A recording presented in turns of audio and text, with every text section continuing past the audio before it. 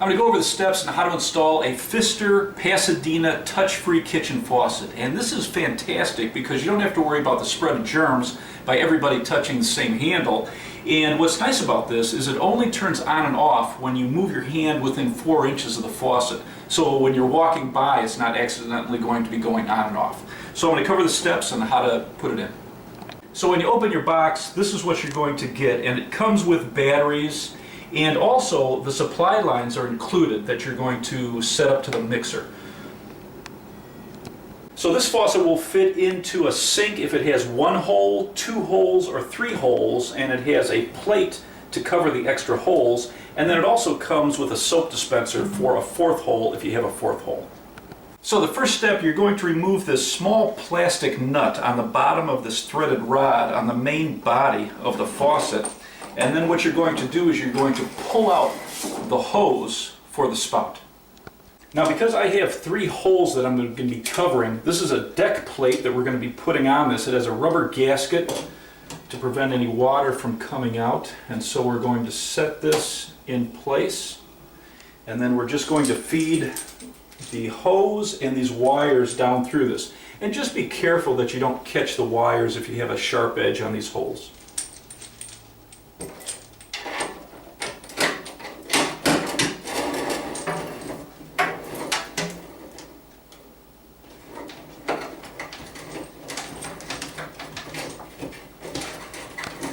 So on that threaded rod where we remove that plastic nut, we're going to put this washer and nut to lock the faucet in place. And this has one side with bumps. That side is going up, and then we're going to lock it in place with this nut. And they actually include this tool with this. This is a little socket that's going to drive your nut, so very, very convenient. And then all you have to do is put a screwdriver in here to create a handle. And here's what it looks like from underneath. Now we're going to take that first nut that we removed and put it back on the bottom of that threaded rod.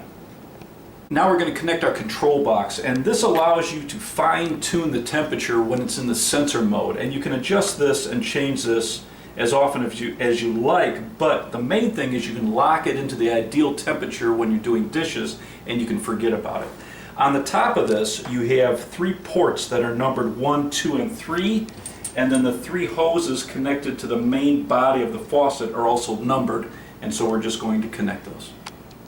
Now that the hoses are connected to the control box, what we're going to do is we're going to mount this on the back of the cabinet. So I'm just going to take a drill and I'm going to screw it in place, and we just need to make sure that we don't pinch the hoses. Now we're going to put the hose back into the faucet.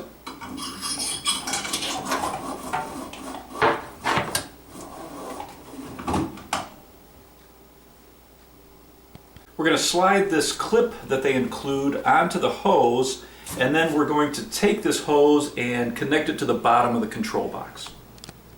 On the hose from the faucet, there's a piece of tape, and this is where we're going to install our weight. And this just clamps around this, and then there's a clip that holds it in place. So it's very easy to install. So the clip that we installed on this hose, about a foot from the control box, I'm going to screw this to the back of the cabinet, and that's just going to keep the hose out of the way from everything else that we put inside the cabinet. So now we're going to put the batteries into the battery pack, and what's nice about this is it has a self-adhesive Velcro, and this will allow us to lock this into the back of the cabinet. Red wire that's coming down from the faucet that we're going to plug into the battery pack, and it's notched so it's only going to snap in one direction. Now I'm just going to remove the adhesive backing and stick this inside the cabinet, and you just want to make sure that you're not pulling any tension on that wire. There's a black wire that extends down from the faucet that we're going to plug into the wire from the bottom of the control box.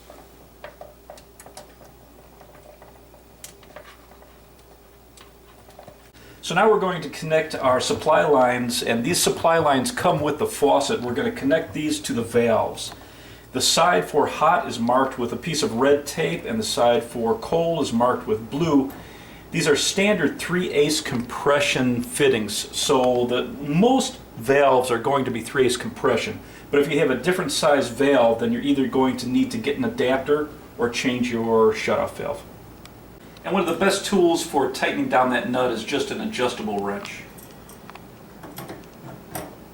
Before I turn on the water, what I'm going to do is remove the end of the spout, and I'm going to flush it just in case, depending on the part of the country you're in, if there's a lot of high mineral content or rust in the lines, we don't want to clog up the end of this. So I'll take this off, and now what I'll do is I will turn on the hot and the cold.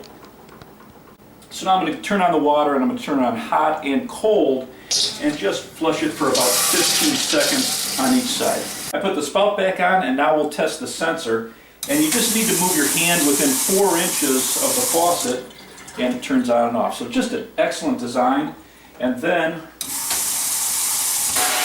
that's what the spray looks like. And then you can also pull this out, so it's very convenient to use. The next thing, because I have this extra open hole, what I'm going to do is I'm going to install the soap dispenser. So for the soap dispenser, you have a threaded rod with a smooth portion on the bottom with internal threads. That's going to be down.